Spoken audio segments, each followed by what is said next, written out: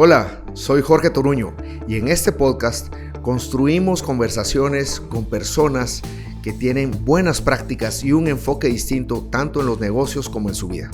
Ellos han sobresalido y aportado al desarrollo de su país o del mundo de formas que merecen ser relatadas para inspirar y para que más gente quiera hacer algo similar. Así que construyamos. Hola, hoy tenemos una emprendedora que dirige una empresa que todos conocemos. ¿Quién no conoce Productos Miguels? Es una empresa que fue fundada en 1970. Ella toma la dirección general durante la pandemia en el 2019. Y esta empresa que exporta a Centroamérica y Estados Unidos se ha dedicado a emprender y sobre todo a trabajar de una forma con la sostenibilidad en la mira. Hacen mucho por la mujer y eso hace que causen un impacto positivo. Así que tenemos aquí a Doris España. Bienvenida, Doris, ¿cómo estás? Gracias, Jorge. Muy bien, gracias a Dios. Y gracias por la invitación. Bueno, encantados de que estés aquí con nosotros. Muchas gracias. Doris, ¿cómo llegas a ser directora en la empresa? Bueno, yo viví afuera y regresé a trabajar a la empresa en el 2020. Miraba la parte administrativa, finanzas y los clientes del extranjero. Pero mi madre miraba la parte de producción y durante la pandemia, pues ella se quedó en casa y yo tomé las riendas completas del negocio. Para que te llamara la atención regresar a la empresa, ¿tus papás tuvieron algún rol importante en esto? ¿O tu mamá te convenció? ¿Cómo es eso? Porque a veces en las empresas familiares pues hay roces entre los papás, ¿verdad? Yo, por ejemplo, soy un ejemplo de eso. Yo tuve problemas con mi papá cuando empecé con la empresa, hasta que él me aclaró con la sabiduría que él tiene. Me dice, mira, que quede claro que en la empresa soy tu jefe y en la casa soy tu papá. Así que así vamos a manejar las cosas. Y eso hizo que nuestra relación mejorara y que había aprendido mucho más de lo que he aprendido, de lo que podría haber aprendido si me hubiera seguido enojando con él. ¿Cómo fue tu experiencia ahí? Se dio naturalmente. Realmente yo regresé. En ese entonces mis dos hijos mayores eran chiquitos. Cuando estuve fuera estuve trabajando un tiempo y me resultó muy difícil trabajar y ser mamá. Entonces cuando regresé pues era muy conveniente para mí trabajar en la empresa. Mis hijos regresaban del colegio, de ahí los podía llevar yo a clases. Entonces se dio naturalmente, pero realmente yo no nací, pero sí crecí en la empresa toda la vida. Entonces ya era un amor intrínseco, era como que lo normal que tenía que seguir, realmente era como el camino que tenía que seguir. Qué bueno que esa transición se fue dando entonces naturalmente, la tenías en tu corazón. Pues. Sí, así es. Me alegro. Y tienes un hermano que también trabaja en la empresa, ¿verdad? Sí. Bueno, realmente éramos tres. Mi hermano mayor falleció hace unos años. Él trabajaba aquí en la planta de Guatemala. Son dos plantas. Mi hermano Mike mira la planta de Cuyotenango y yo miro la planta de acá. ¿Por qué la planta está en Cuyotenango? Mis papás se separaron hace muchos años y mi papá se fue a vivir a Mazatenango. Ajá. Y ahí estableció él esa segunda planta. Cuando pues, nosotros en la empresa salimos a trabajar al interior, nos encanta ver cómo crece la economía cerca de los proyectos, ¿verdad? Supongo que en la planta de ustedes, la de Cuyotenango, digamos que para ponerla como ejemplo, han visto cómo han crecido también las comunidades con la gente que trabaja ahí y esa seguridad que ellos tienen de tener un trabajo, ¿verdad? Permanente, con condiciones laborales claras, etcétera, ¿verdad? Así es, definitivamente. Sí, yo siento que eso es lo que nos hace falta más en el país, que entendamos que donde podemos trabajar podemos generar un impacto positivo si somos responsables, ¿verdad? En ese sentido y entendiendo que si apoyamos a las comunidades cercanas, a los lugares de trabajo, vamos a ayudar a crecer la economía y a formalizarla. Durante la pandemia no pararon ustedes, ¿verdad? Gracias a Dios, gracias a Dios. ¿Cómo lograron hacer esto de una forma responsable? Sí, bueno, sí, para todos fueron días de mucho miedo, mucha incertidumbre.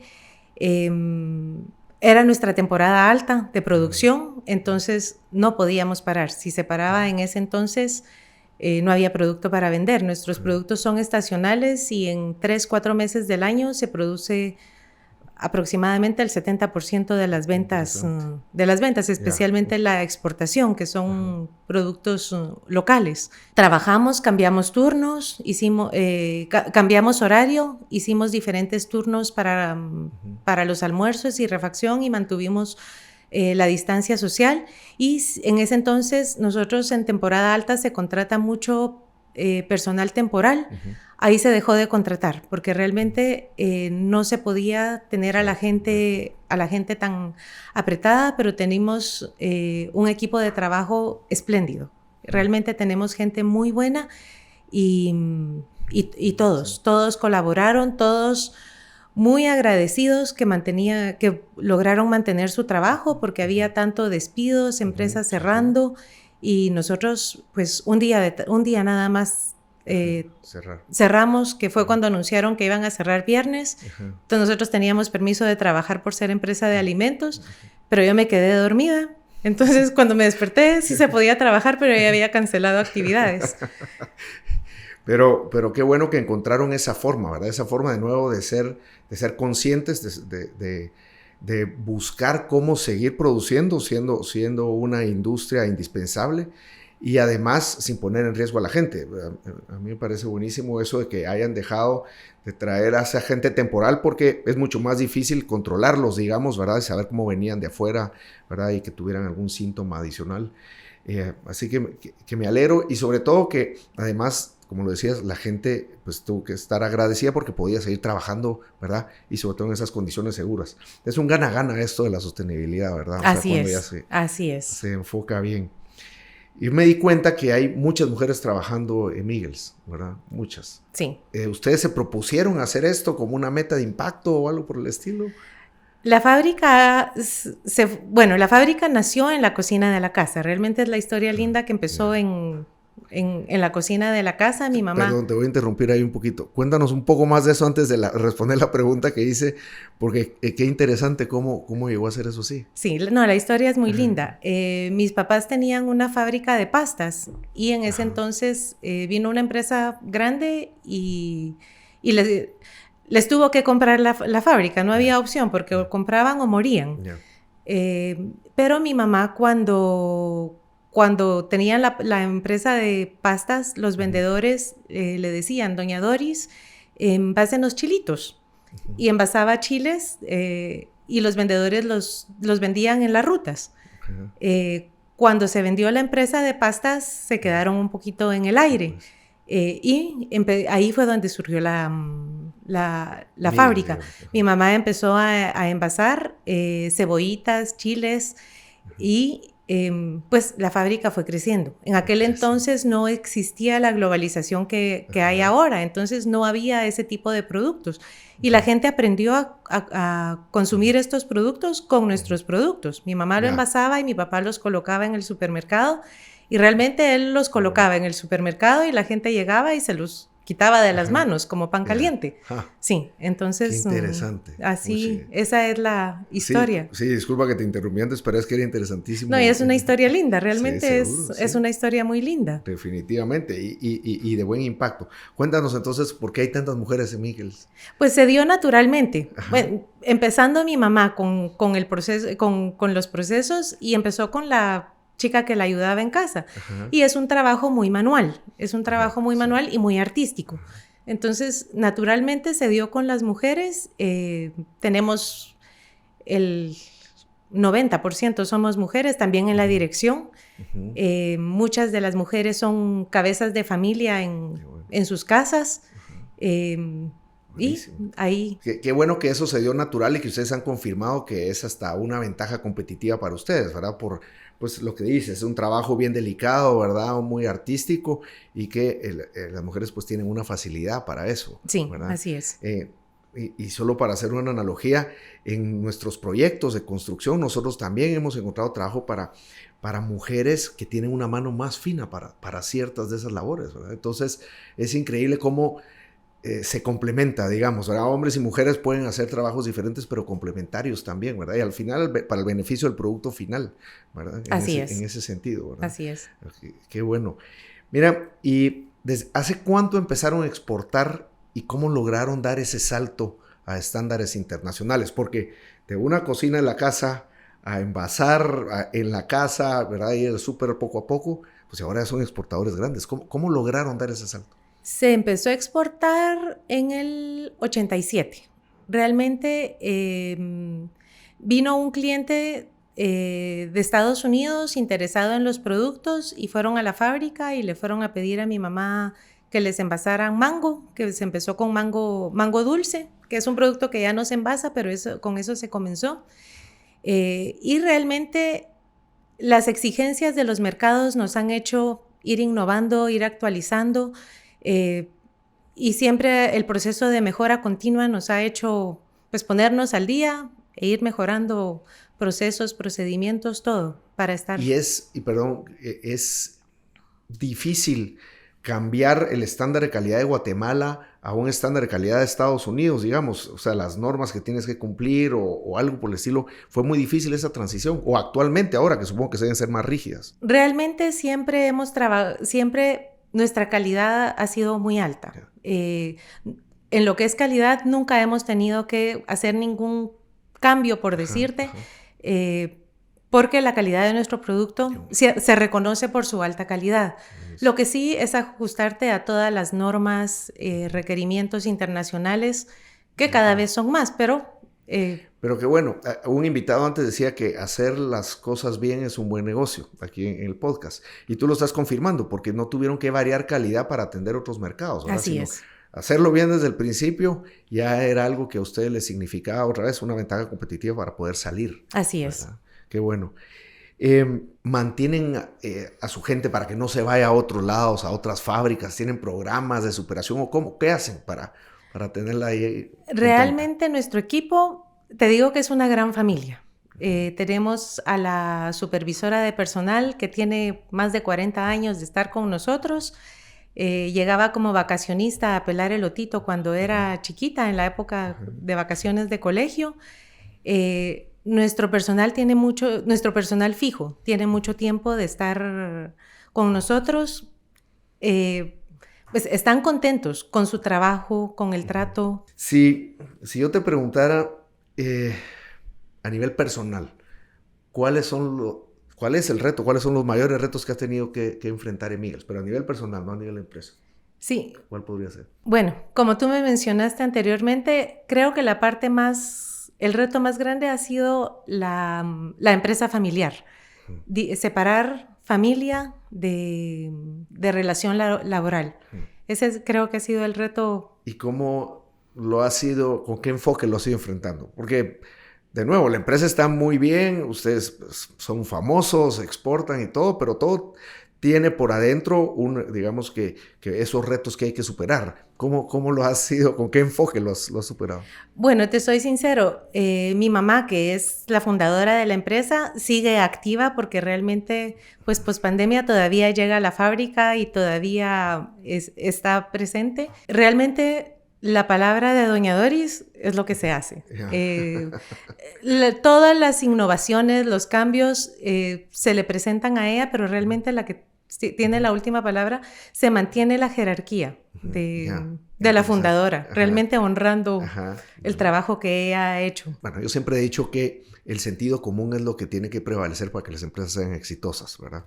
Entonces, ustedes, por lo visto, honran eso, ¿verdad? El sentido común sea, porque si no, al final del día una orden se puede quedar solo en una instrucción y todo el mundo va a renegar o no la va a respetar o lo va a hacer de diferente forma porque no les hace sentido, ¿verdad? Así es. Pero por lo que me estás diciendo y el éxito que se ve de la empresa, pues eso siempre ha sido un determinante, ¿verdad? Sí. ¿Cuáles consideras que son los pilares que un líder debe tener y debe permear en la empresa? Sobre todo, de nuevo, para que ustedes se hayan mantenido ya desde el 87 exportando, ahora con condiciones de globalización, con condiciones de calidad mucho más altas, ¿cómo permeas tú ese liderazgo, verdad? ¿Qué valores crees que debes tú transmitir? Yo te diría excelencia e integridad. Realmente ser congruente con tus valores, con lo que dices, con lo que haces, y eso va desde la decisión más insignificante hasta el último frasco que se envasa. Hoy venía oyendo un podcast de Estados Unidos que se llama The School of Greatness, y hablan exactamente de eso que acabas de decir, de los detalles, o sea, de cómo los detalles pueden hacer o quebrar, ¿verdad?, a una empresa. Y cuando eso lo mezclas con la integridad, como que lo estás diciendo, o son parte de la integridad, pues sí creo que se vuelve una cultura empresarial, ¿verdad?, al final del día, para poder llevarla a cabo. ¿Ustedes tienen alguna forma en la cual su gente recibe estos mensajes?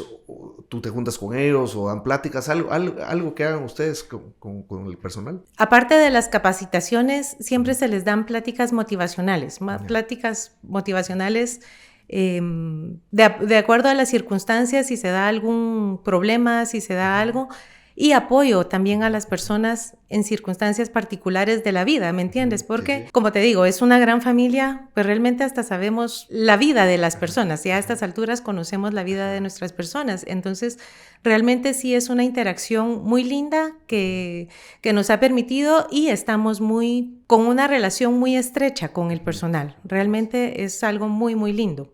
Yo sí creo que es primera vez que yo escucho eso en nuestros invitados aquí, así que me encanta porque eso da ese sentido de cuidar a nuestra gente, ¿verdad? Así ese sentido de entender que pues, todos somos personas, todos tenemos lo mismo, tenemos las mismas necesidades, etcétera, ¿verdad? Y ustedes al mantener todo esto ahí íntegro, pues demuestra que lo que dicen lo hacen, ¿verdad?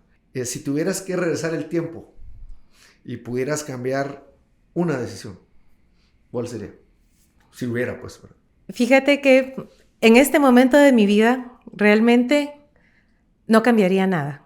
No cambiaría nada. Somos la suma de nuestros éxitos y nuestros fracasos, pero realmente los fracasos, las dificultades son los que nos hacen cambiar, crecer, movernos, hacernos resilientes. Y pues en este momento de mi vida donde yo me encuentro, no cambiaría nada porque si cambiara algo, tal vez no estaría donde estoy ahorita, Y en este momento me siento una mujer muy feliz, muy plena, realizada, profesionalmente, con mi familia, con mis hijos. Tengo 3 hijos espléndidos. Y una última pregunta. Y tú que has vivido esa etapa, digamos, de cuando empezaron a exportar, pues ya de estándares de calidad más altos, exigencias, pandemia, etcétera. ¿Qué consejo le darías a las jóvenes, sobre todo, de hoy en día que están comenzando un negocio, ¿verdad? O a mujeres en general, ¿verdad? Que están comenzando un negocio y que quieren emprender. ¿Qué les sugerirías? Primero, que sigan su corazón. Realmente que sigas tu corazón y que no tengan miedo a romper paradigmas, a cambiar patrones, que sueñen alto, que sueñen en grande y que se atrevan a decir sí a nuevas experiencias, que se atrevan a decir sí, pero que también sepan honrarse diciendo que no. Como ustedes acaban de escuchar, amigos, Doris es un ejemplo de una empresa en la cual todos se tratan como familia. Es primera vez que escuchamos esto en un invitado, en un podcast, y creo que es un ejemplo para todos, ¿verdad? De cómo podemos entender que las personas que nos acompañan en un emprendimiento son parte integral de ese emprendimiento y que si nos vemos como familia todos vamos a crecer juntos, ¿verdad? Y todos vamos a vivir juntos las buenas experiencias y las malas experiencias. Y lo otro que Doris nos ha confirmado es que la calidad no es negociable. Cuando uno tiene claro que tiene que entregar un producto, pues hay que tratar de hacer lo mejor posible. Y eso a ellos les ayudó a abrir puertas sin mayores inconvenientes y sin mayores esfuerzos adicionales en un mercado internacional. Así que Doris, muchísimas gracias por acompañarnos. Encantado de platicar contigo y de escuchar cómo esa empresa que nació en la cocina de tu mamá hoy es una gran familia exitosa, ¿verdad? Que trabaja mucho por Guatemala y que además exporta a otros países. No sé si quieres tú decir algo a la audiencia como un último mensaje, como quieras. Pues agradecerte la invitación, Jorge, realmente gracias y pues muy honrada y que abran el espacio para mujeres, porque realmente el mundo de negocios es básicamente de hombres y a las mujeres nos toca abrir brecha. Entonces, nos toca abrir brecha, pero las mujeres somos luchadoras, somos emprendedoras, somos disciplinadas. Así que te agradecemos por abrirnos el espacio. Con gusto, y así lo seguiremos haciendo. Muchas gracias de nuevo. Nos vemos en el próximo. Hola, soy Jorge Toruño y en este podcast Construimos conversaciones con personas que tienen buenas prácticas y un enfoque distinto tanto en los negocios como en su vida. Ellos han sobresalido y aportado al desarrollo de su país o del mundo, de formas que merecen ser relatadas para inspirar y para que más gente quiera hacer algo similar. Gracias por escucharnos y sigamos construyendo.